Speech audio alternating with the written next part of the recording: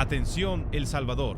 Dos mujeres, una misma pandilla y un expediente que acumula 20 homicidios agravados y 3 feminicidios. Una de ellas va a pasar 45 años metida en una celda, la otra 30.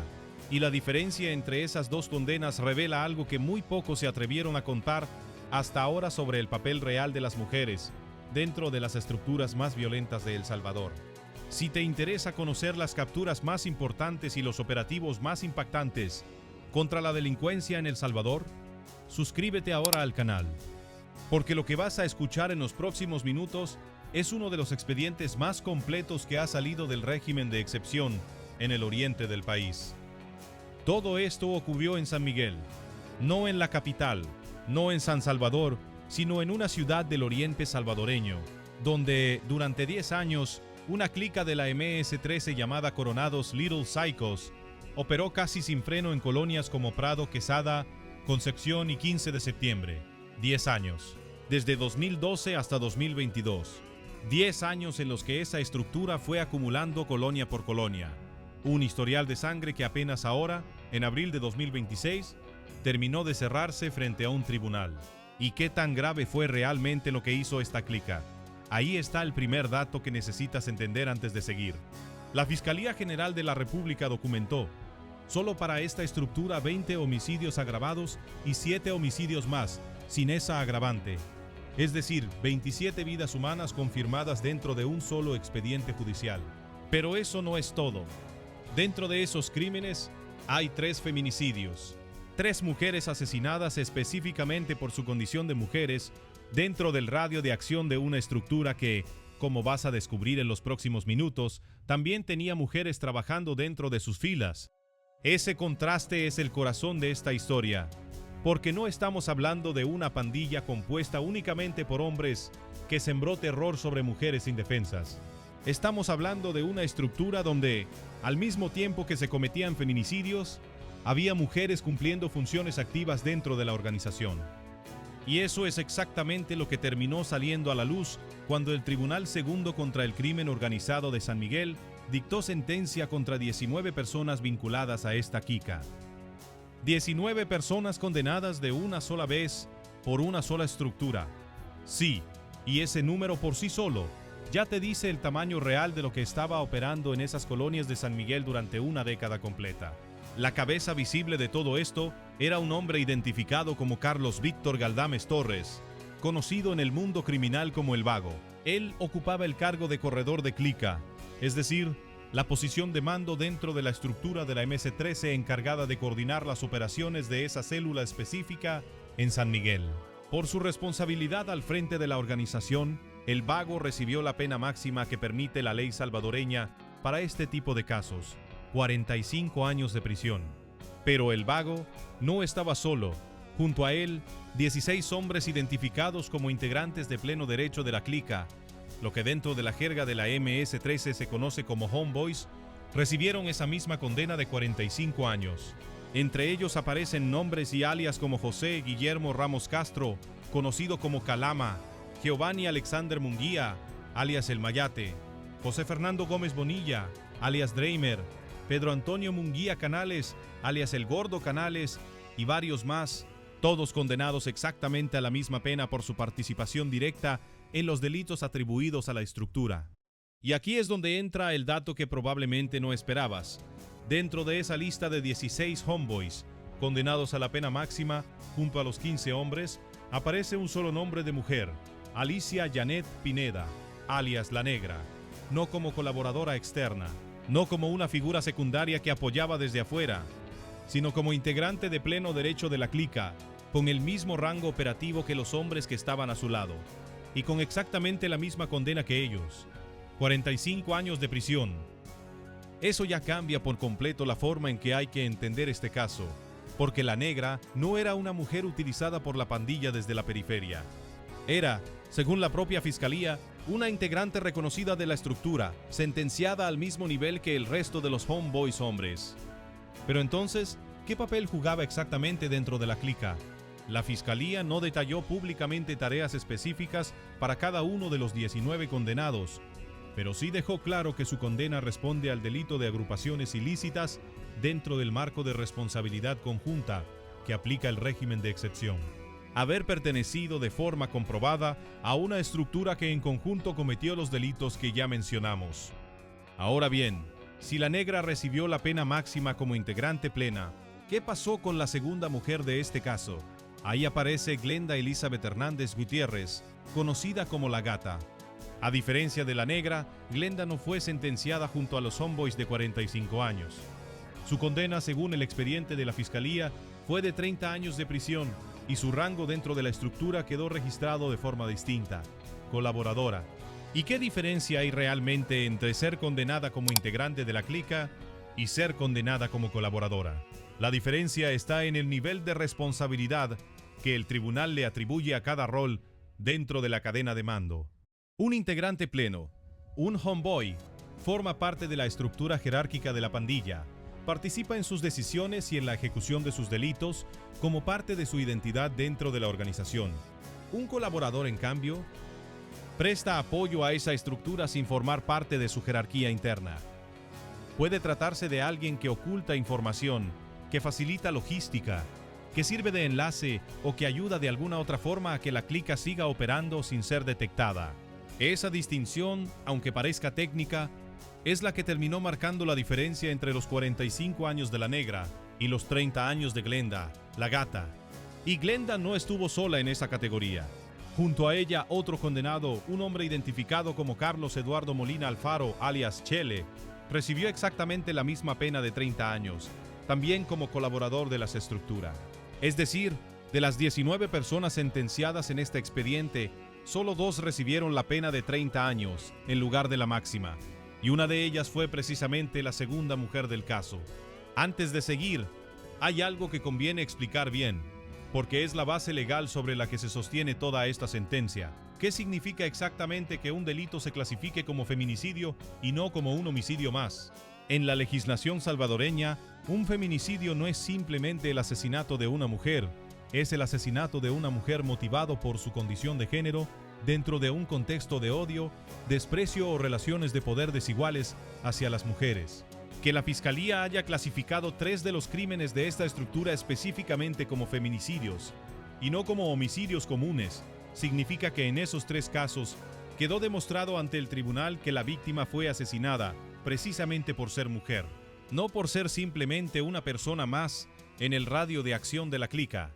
Esa distinción legal es la que convierte a este expediente en algo más que una lista de violencia genérica.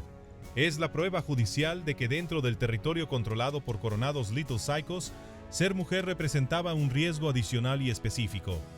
Ahora bien, para entender realmente la magnitud de lo que estas 19 personas dejaron atrás durante una década de operaciones, hay que detenerse en el resto del expediente, porque los números que maneja la Fiscalía sobre esta única clica son abrumadores. Ya mencionamos los 20 homicidios agravados, los 7 homicidios adicionales y los 3 feminicidios. Pero además de eso, la estructura acumula 24 casos de extorsión agravada, es decir, 24 negocios, familias o personas obligadas a pagar bajo amenaza de muerte solo en esas colonias de San Miguel. ¿Y qué más había detrás de las extorsiones? La Fiscalía también documentó 8 casos de limitación ilegal de personas y 39 privaciones de libertad. Esto significa que además de matar y de cobrar renta, la estructura recurrió de forma sistemática a retener personas contra su voluntad, ya fuera como método de castigo, de control territorial o de presión sobre las víctimas de extorsión y sus familias. 39 veces en un periodo de 10 años, alguien en esas colonias perdió su libertad por decisión de esta clica. Pero hay un dato dentro de este expediente que golpea todavía más fuerte: 9 casos de desaparición de personas. 9 familias que, en algún momento entre 2012 y 2022, dejaron de saber qué pasó con un hijo, un hermano, un padre o una madre, y cuya desaparición terminó siendo atribuida judicialmente a esta misma estructura criminal. En un país donde el fenómeno de las desapariciones vinculadas a pandillas ha sido durante años una herida abierta y muchas veces invisible para las estadísticas oficiales, ver 9 casos reconocidos judicialmente dentro de un solo expediente contra una sola clica da una idea del nivel de control territorial que esta organización llegó a ejercer en San Miguel. Y como si esto no fuera suficiente, la Fiscalía también vinculó a la estructura con 25 casos de tráfico de droga durante el mismo periodo. Es decir, Coronados Little Psychos no se limitaba a la extorsión y al control territorial mediante el miedo. También operaba como un canal de distribución de drogas dentro de esas mismas colonias, generando un segundo frente de ingresos económicos para sostener a la organización. Entonces, ¿cómo logró la Fiscalía reunir toda esta evidencia y vincularla a 19 personas específicas en un solo juicio? La respuesta tiene que ver directamente con el régimen de excepción que el gobierno salvadoreño mantiene vigente desde marzo de 2022. Bajo ese marco legal, las autoridades han podido detener, procesar y juzgar de forma acelerada a decenas de miles de presuntos pandilleros en todo el país. Muchos de ellos vinculados, como en este caso, a estructuras que operaron durante años prácticamente sin ser tocadas por la justicia. Todos los 19 procesados de esta clica, según confirmó la propia Fiscalía, fueron capturados precisamente gracias a ese régimen de excepción. Este dato es clave para entender por qué un caso que abarca hechos ocurridos desde 2012 recién se resuelve judicialmente en 2026. Durante años, mientras la clica operaba en Prado, Quesada, Concepción y 15 de septiembre, cometiendo homicidios, feminicidios, extorsiones y desapariciones, el aparato de justicia no había logrado desarticular ni juzgar a la estructura completa. ¿Qué cambió entonces? El endurecimiento del marco legal salvadoreño contra las pandillas, que permitió acumular pruebas de una década completa y presentarlas ante el Tribunal Segundo contra el Crimen Organizado, con sede en San Miguel, encabezado por el juez número 2 de ese tribunal. Fue precisamente ese tribunal el que en abril de 2026 dictó la sentencia que hoy conocemos. Pena máxima de 45 años para el corredor de Clica El Vago y para los 16 integrantes de pleno derecho, entre ellos Alicia Janet Pineda, la Negra, y pena de 30 años para los 2 colaboradores, entre ellos Glenda Elizabeth Hernández Gutiérrez, la Gata. ¿Y qué tamaño tiene realmente este régimen de excepción a nivel nacional, más allá de este único caso de San Miguel?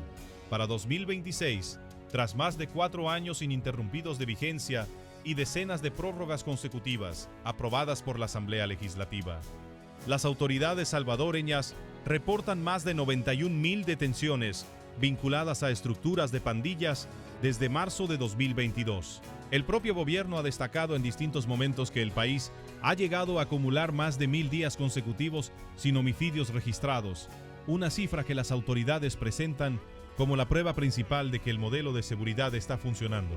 Es dentro de ese contexto nacional, de miles de estructuras siendo desarticuladas una por una en tribunales de todo el país, que se ubica este expediente específico contra Coronados Little Psychos.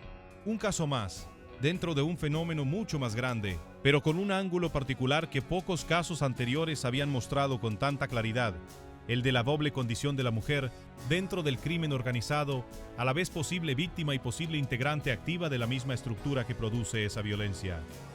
Organizaciones de derechos humanos, tanto salvadoreñas como internacionales, han señalado en paralelo que este mismo régimen de excepción ha generado denuncias de detenciones arbitrarias y de fallecimientos de personas privadas de libertad que, según esas organizaciones, no tenían vínculos comprobados con pandillas. Ese debate sobre el costo humano del régimen de excepción sigue abierto en el plano de los derechos humanos, pero es un debate distinto al que ocupa este expediente en particular, donde los 19 condenados cuentan con nombre, alias, delitos específicos y una sentencia firmada por un tribunal, con base en un expediente que documenta una década completa de crímenes atribuidos de forma individualizada a cada uno de ellos. ¿Y qué significa en términos reales una condena de 45 años dentro del sistema salvadoreño? En la práctica, para la mayoría de los sentenciados, equivale a pasar el resto de su vida productiva y en muchos casos el resto de su vida entera dentro de un centro penitenciario. No se trata de una cifra simbólica, es la pena máxima que contempla la legislación salvadoreña para este tipo de estructuras criminales, y su aplicación total, sin rebajas, a 17 de las 19 personas procesadas. Envía un mensaje claro sobre la política de mano dura que sostiene el gobierno frente a las pandillas. Ahora, volvamos al punto que probablemente más te interesa de todo este caso: el papel de las mujeres dentro de estructuras criminales que al mismo tiempo cometen feminicidios. ¿Cómo es posible que una organización asesine a mujeres por el simple hecho de serlo, mientras dentro de sus propias filas hay mujeres cumpliendo funciones activas y siendo condenadas junto a los hombres de la estructura? La respuesta no es sencilla, pero los expertos en dinámicas de pandillas centroamericanas coinciden en algo. Dentro de estas organizaciones, la pertenencia y la lealtad a la clica suelen pesar más que cualquier tipo de identidad compartida entre víctimas y perpetradoras. Una mujer dentro de la estructura no protege automáticamente a las mujeres fuera de ella. Al contrario, su valor dentro de la organización se mide por su utilidad para la clica, no por ningún tipo de solidaridad de género. Esto es exactamente lo que refleja este expediente.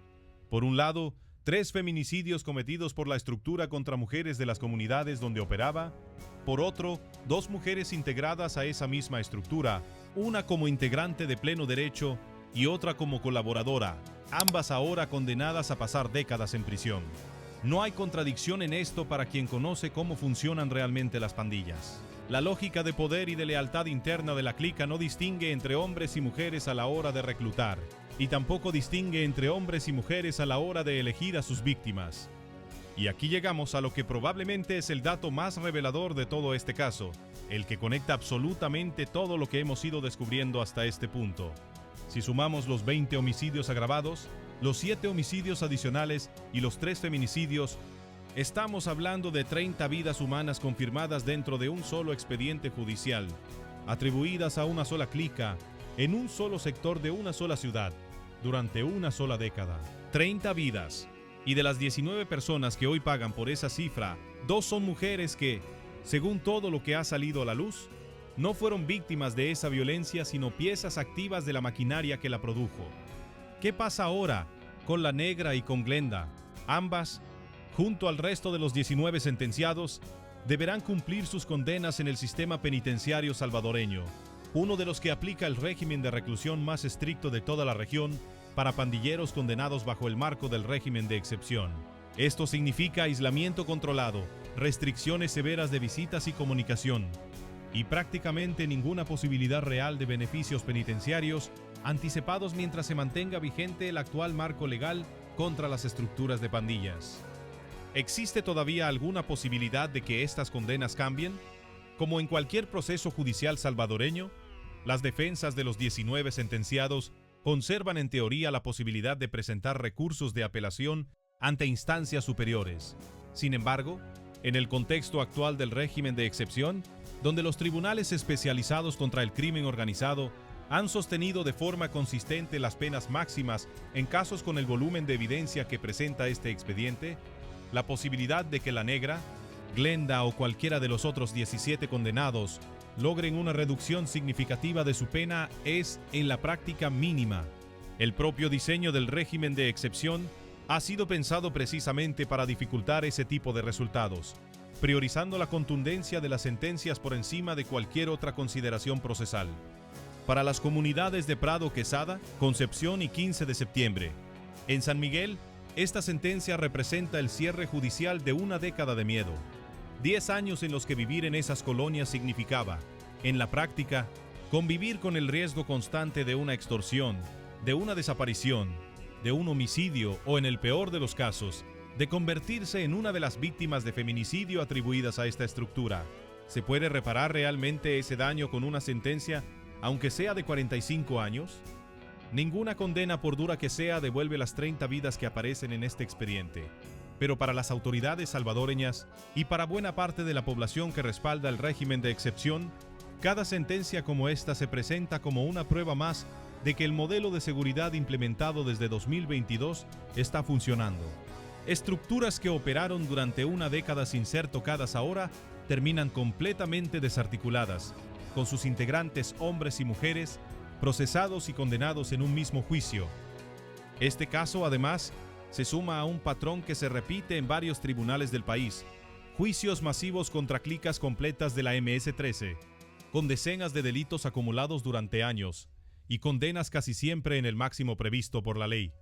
Lo que distingue a este expediente en particular es justamente ese doble hallazgo sobre el rol de las mujeres: una integrante de pleno derecho, condenada exactamente igual que los hombres de su misma estructura, y una colaboradora con una pena menor pero igualmente contundente, dentro de un caso que arrastra 3 feminicidios entre sus cargos.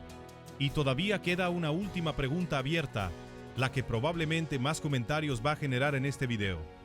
¿Cuántas mujeres más, en estructuras similares repartidas por todo El Salvador, siguen operando hoy mismo dentro de otras clicas? Sin que sus nombres hayan salido todavía a la luz, la Fiscalía no ha dado cifras específicas sobre la participación femenina en pandillas a nivel nacional, pero casos como el de La Negra y La Gata demuestran que el fenómeno existe, que no es marginal, y que el sistema judicial salvadoreño está empezando a identificarlo y a sancionarlo con el mismo rigor que aplica al resto de los integrantes de estas estructuras. Con esta sentencia, el capítulo judicial de Coromados Little Psychos en San Miguel queda formalmente cerrado. 19 personas condenadas, 30 vidas reconocidas en el expediente, y 2 mujeres, cuyo papel dentro del crimen organizado salvadoreño ahora forma parte de un caso que, más allá de las cifras, deja una pregunta incómoda sobre hasta dónde puede llegar la lealtad a una estructura criminal, incluso cuando esa misma estructura asesina a mujeres como ellas. Lo que queda finalmente es un expediente que probablemente seguirá citándose durante años como referencia dentro del propio sistema judicial salvadoreño, no solo por el número de personas condenadas en un mismo juicio, ni por la década completa de delitos que logró documentar la Fiscalía, sino por algo más específico, por haber puesto nombre, alias y una condena exacta sobre el papel que pueden llegar a jugar las mujeres dentro de estructuras criminales, que al mismo tiempo las convierten también en víctimas. La Negra, con sus 45 años como integrante de pleno derecho, y Glenda, La Gata, con sus 30 años como colaboradora, quedan ahora como los 2 nombres femeninos de un caso que reúne 20 homicidios agravados, 7 homicidios, 3 feminicidios, 24 extorsiones agravadas y 9 desapariciones de personas. Un expediente que, colonia por colonia, terminó de completarse 10 años después de que empezara a escribirse en las calles de San Miguel.